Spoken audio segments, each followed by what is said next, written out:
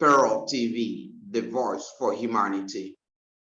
Welcome to Parrot TV's Literary Corner. I'm Dustin Pickering, your noble and honest host. Today we are promoting this excellent anthology of 249 pages of global contemporary literary output, The Literary Parrot. And today we have Sankha and Sarfraz Ahmed, who will be discussing the book, and we look forward to their thoughts and to their works that are featured in the book, which they will be reading. And it's a wonderful collection of prose and poetry, as well as visual art. So if you haven't got a copy of this, it's on Amazon.com as well as podly.com. That's POTHI.com. If you're in India, you can get a copy there. So without wasting more time of discussion, I would love to hear what Sarfraz, what do you think of this book, and read. I would love to hear your work from the book as well. So tell us what you think of your overall review. Yeah, thank you, Dustin. I was so excited that you guys were doing an anthology. I think it was about time, because you've had so many wonderful, wonderful writers, poets, and people that were so excited about literature, to be honest. And this is a showcase, this anthology. And I'm not just saying it for the sake of saying obviously it's good and so on. It is literally, it showcases talent, global talent. And I was actually quite surprised, because when I first got it, I thought it was just going to be poetry. You know, I'm used to poetry books, but it's more than that. It's a lot more than that. It's got short stories, it's got quotes, it's got visual artwork, and it's actually quite exciting. It's actually a very exciting book, and it's a journey. So so when you read it, you're actually taken to a journey of emotions and thoughts. And I love the way that you kind of handpicked the poetry and the writing, because there was a theme going throughout, you know, the whole of it, which is a lot of it's emotionally driven. So yeah, I love it. I absolutely love it. I'm so glad that you guys did this, and you put series 1. Will there be another one?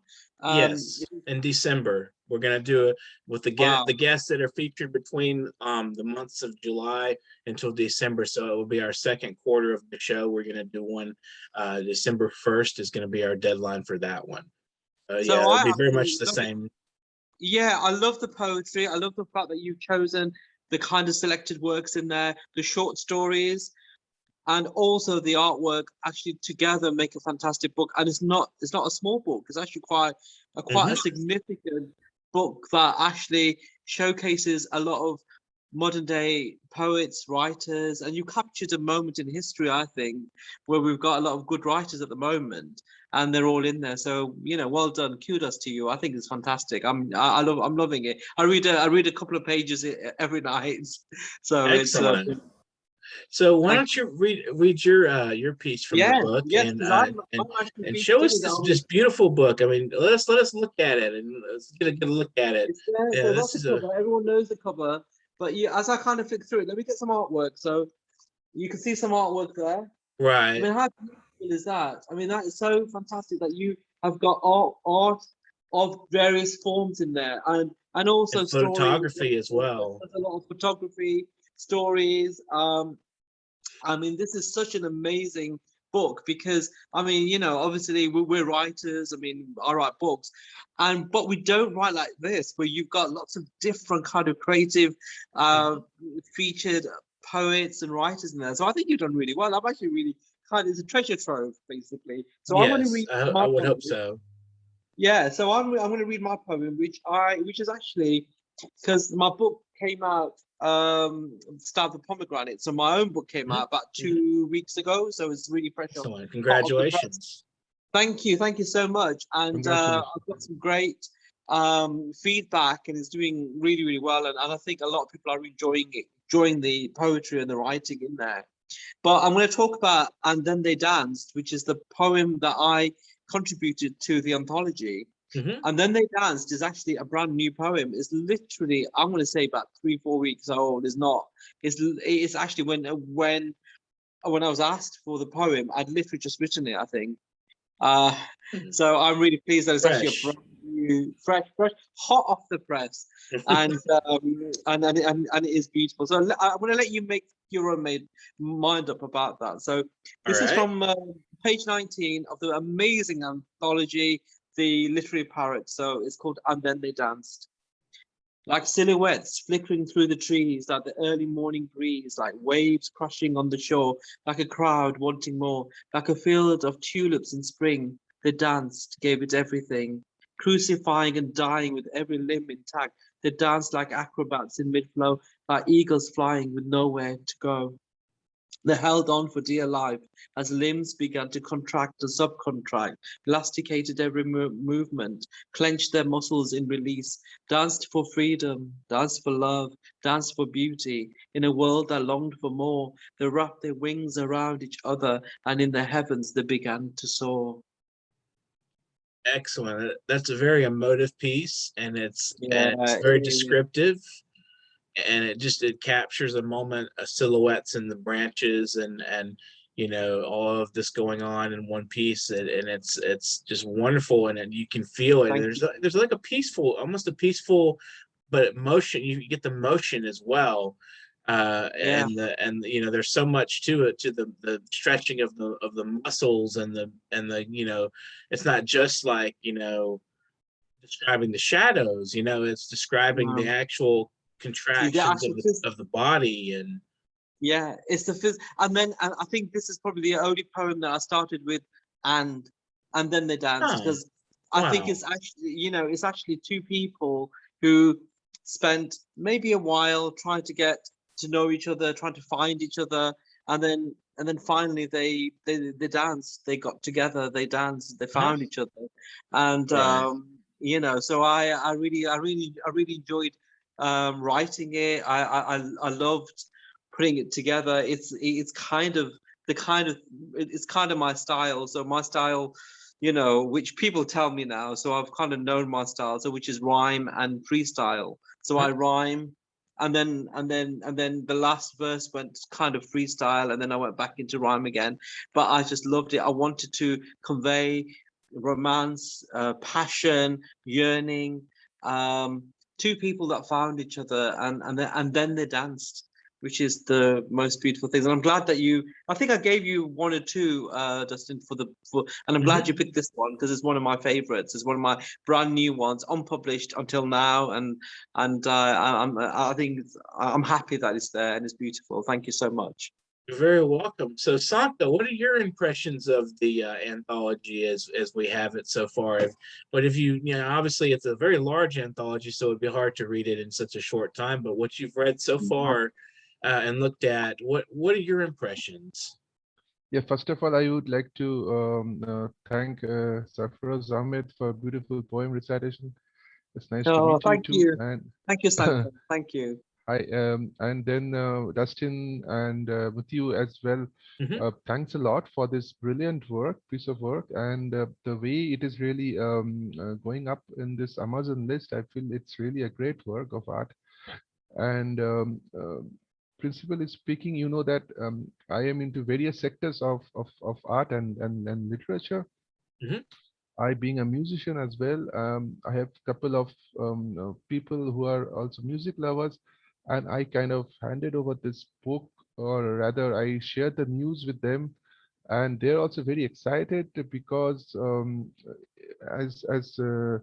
Sarfraz Ahmed told, that it has almost everything. I mean, it has paintings, it has stories and poems.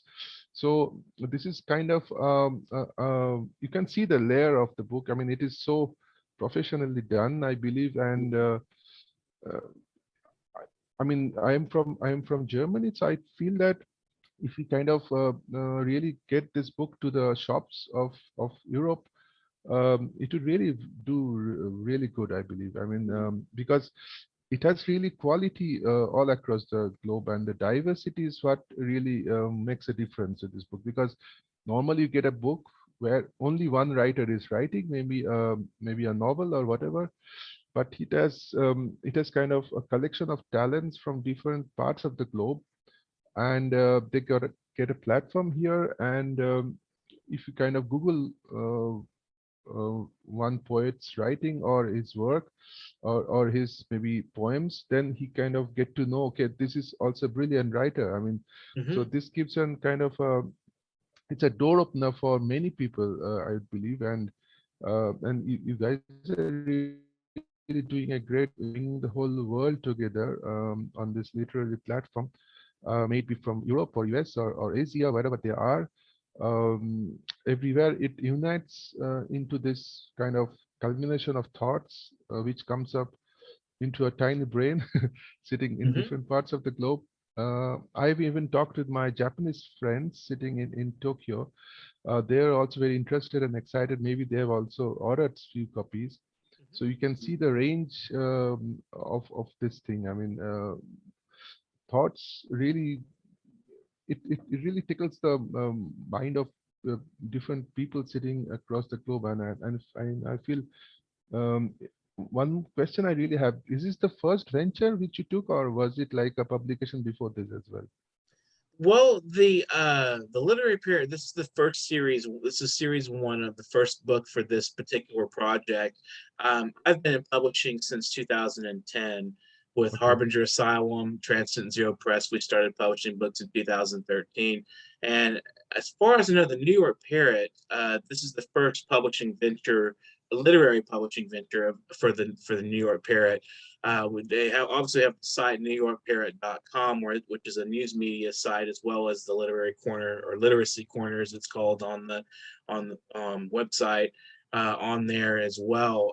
But it does not have, we've never published anything related to that until a Literary Parrot, which is obviously an anthology from our guests, as well as people that have published on the website. They have a wide, as you mentioned, a wide range all across the globe of people who are in this book. So it's a wonderful, wonderful collection. And I appreciate your comments and compliments, both of you.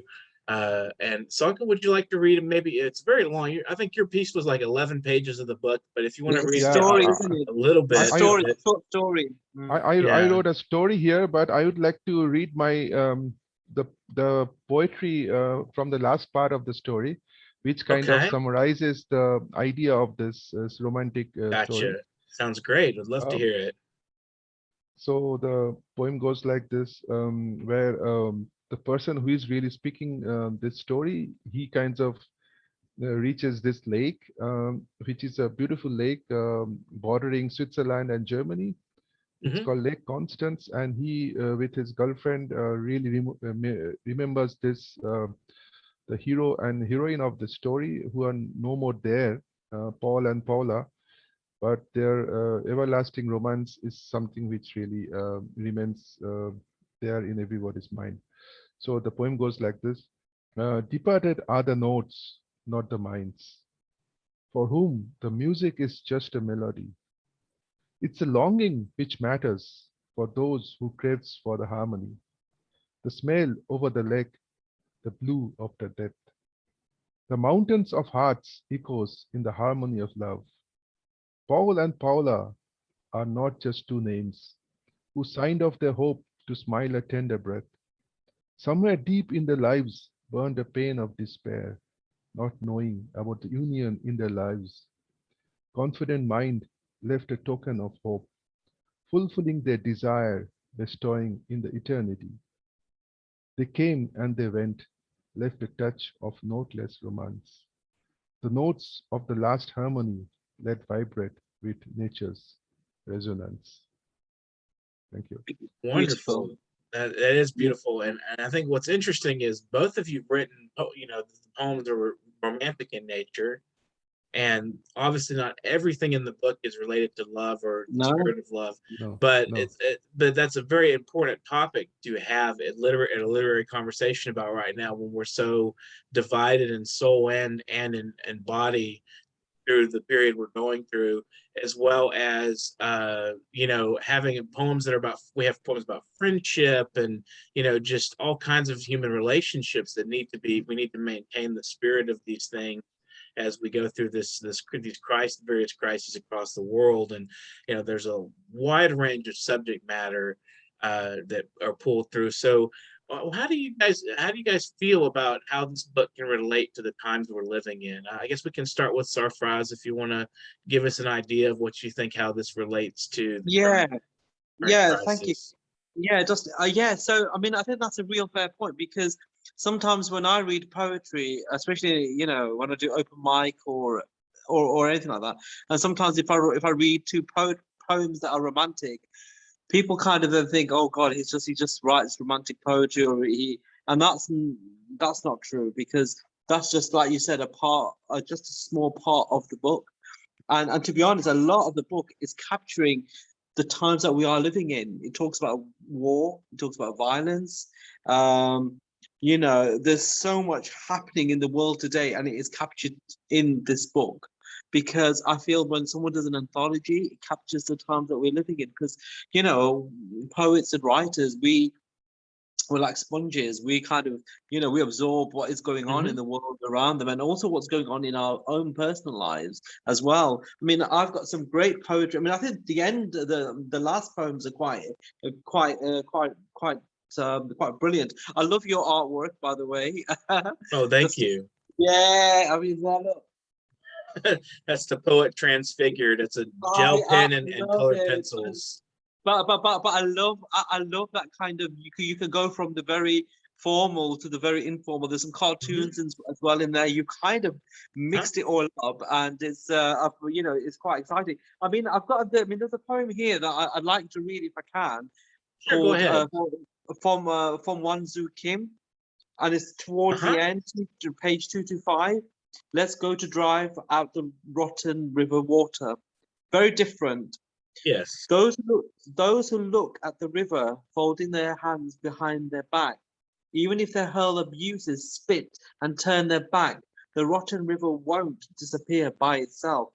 When all of us plunge into the rotten river water and become a strong current, with the hearts where the blood of the holy anger and the fervent prayer cease, the rotten river water will move back.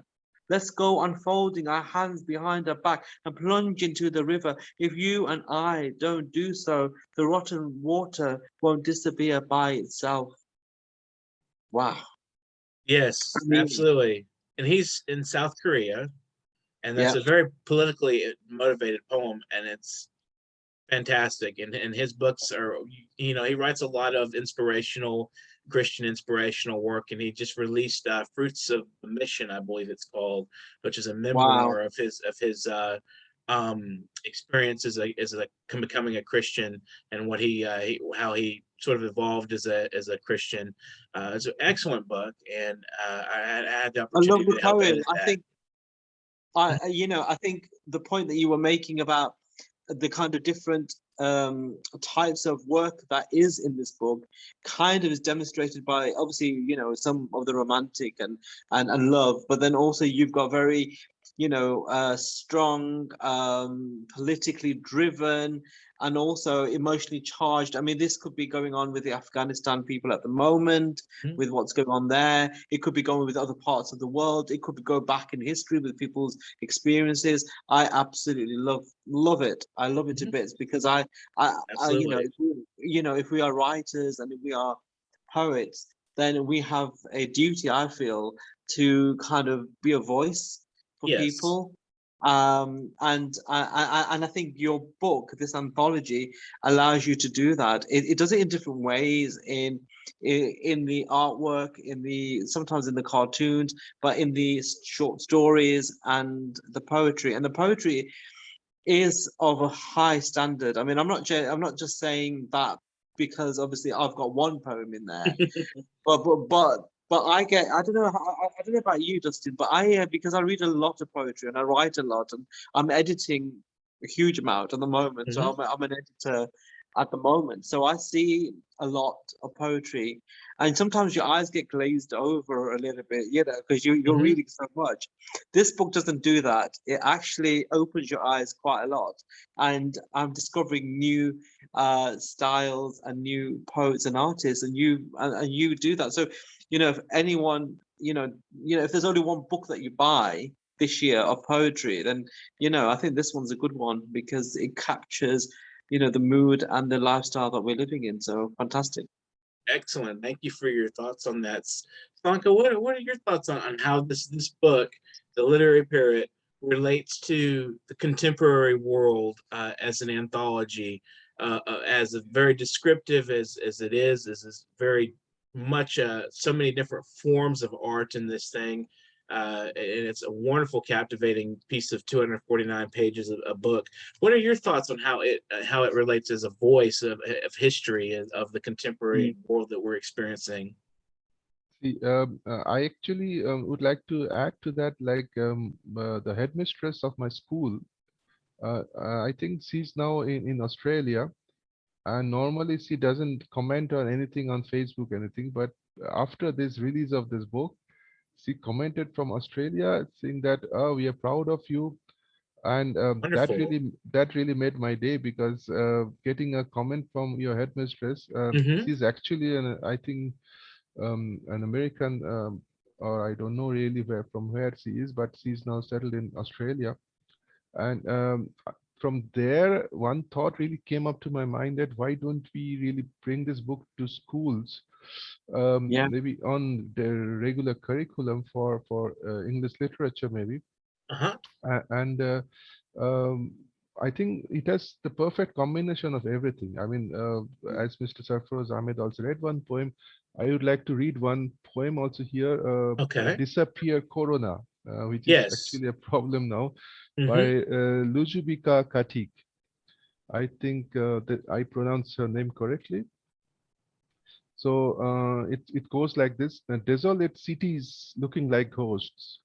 Victims are still dropping dead in their tracks. From this ferocious plague going around the world, God, save all the people from this calamity. Why is this corona venom spreading? Whose experiments are these? When will all this calm down and cease? People are living in fears. The world's getting covered in pain, suffering, and tears. The fears for your loved ones bring no peace. This plague chooses neither the old nor young ones. It has united us all into one flock. God, if you exist, save us from these troubles. Give us the hope of our salvations. Reach out to us. Protect every human being. Let the sun shine on the earth. So this is kind of a direct message which is Mm-hmm. going to the contemporary problem, which I think everyone across the globe is facing. Let's say uh, the language chosen in this poem is something like which could reach out to a lot of people. I mean, Mm-hmm. it is not that people have to think twice or thrice to understand the meaning of this. So this kind of message, with also beautiful rhythmic style, speaking of the contemporary, one of the major issues of the globe, this will really catch a lot of people around the world, and it's just one of them. I mean, there are a lot of other poetries and paintings, I think, which will kind of really catch the wavelength of different people sitting across the globe. As you know that in this couple of 3 4 years, in this couple of years, two of my books got published. Mm-hmm. Previously, I used to be a kind of full-time, or rather, still now I'm a hobby guitarist and musician, but still these things are not part of my main profession. My main Right. profession is something else, in technical areas. But apart from that, I feel that music definitely has a lot of language in its own Mm-hmm. way. Music can also, even though it has no lyrics, it conveys a lot of message to the audience. But poetry and such kind of lyrics, definitely it adds a meaning to that, even though it doesn't have music to it. I mean, you can make a song out of it, but without music, it has a direct message, and which reach out to the whole world. I mean, in that sense, I feel that this book is a perfect combination for young kids, maybe in the schools, or I don't know at what level will this book match, maybe at class 8 or 9 standard people, because you need kind of maturity to understand the meaning behind the language. So I think the teens actually, they could really catch the hidden meaning inside it. And I think it would really do well in our academic system. I mean, if you can get a chance to kind of introduce this book to the education system. I don't know if United States or in Europe or in Asia, wherever it could be. So I think this would really carry a kind of a social responsibility in kind of uplifting the maturity of the kiddos. Yeah. Yeah. And if you can teach people and get them with such beautiful ideas, and maybe it can also enhance their language skills if they choose literature as one of the majors to kind of pursue higher studies in that. So this is kind of a very good combination. I feel that this would really go well in our literature world. I hope it will. I mean, we're hoping to sort of draw interest in literature as a contemporary voice. You know, a lot of literary studies are the romantics and, you know, stuff that's, you know, it's like old, you know, it doesn't speak to the contemporary world at all. It's beautiful, it's wonderful, it's eloquent language, it's done, I'm not knocking it at all. I love the romantics, I love even the modernists, you know, I love all that stuff, but it doesn't really speak to our current situation as much as it should. You know, it speaks to the human condition in a lot of ways, but as far as being more topical and being addressing the contemporary world, we don't see that as much. I'd like to read the mission statement. I've read this in one of our earlier promotional efforts, but I would like to read it again, just as a side note here. Mission statement of New York Parrot. Our primary mission is to bridge truth and relevant information gaps between the haves and have-nots as we liberate people from ignorance of what is happening around them and beyond borders. We called this mission from our belief that peace, harmony, and prosperous cohabitation of humans can only exist when there is fair and transparent gathering and dissemination of relevant fact-checked information for all humans, regardless of their socioeconomic and cultural status or orientation. So that, I think, you know, that's one of the missions of New York Parrot as a media organization. And I think this book really brings the world together. I mean, it shows literature is one of the most powerful ways to address commonality between peoples. And I think it's perfect. And it's like you don't see in the news media much talk of literature. And you know, obviously that's you know, it's like it's almost seen like a separate type of writing in so many ways. And that's one of the things, bridging the haves and have-nots and the relevant gaps of information through literature, through the news media, and seeking stories that are not being as heard from people. And I think that's one of the things we're trying to do as an organization. And I think this anthology is our first major effort in literature for the Literary Parrot. I think this does a really good job of that, and I'm sure a lot of people have agreed so far that, you know, this has been a really excellent effort at bringing the topical, the historical, and the contemporary, as well as the literary field, all together into one sphere here in this book. So I'm glad you guys enjoyed this book. Are enjoying this book and the artwork. Yeah, definitely. I mean, Yeah. can I just mention one more thing? I think you just kind of hinted a little bit. I think when I first opened it, I was absolutely, you know, amazed in a good way of how many people you had from around the world. I think you captured people from all the globe near enough, and I was and it kind of pleased me because people were bringing their own flavor, their own culture, their own kind of you know, kind of way of writing to it, and I just absolutely adored it. I thought it was amazing. I mean, you know, it's really nice to know, because I was looking at, you know, flicking through it. You've got people from everywhere, every walk of life, every country that you can possibly think of near enough, and I love that because you are bringing people together. It's very, you know, there is lots of diversity. There is a celebration of diversity, and there's also a celebration of of different styles and genres and different, ways of writing. And it's the first anthology that has the kind of different styles of, art, cartoons. I mean, you've got your fantastic artwork in there. I love your artwork. I think it's wicked. I think it's kind of cute and it's kind of nice in there, and I love that. And I love that, that anyone can actually go into, different styles and put it in and have it in a book. And I just, I think it's great. I think it's well done. Thank you, Sarfraz. So, Sankha, do you have any final thoughts? We have a remaining about 5 minutes or so. I would like to add one more important point is like you said, literature, how important it is in our lives.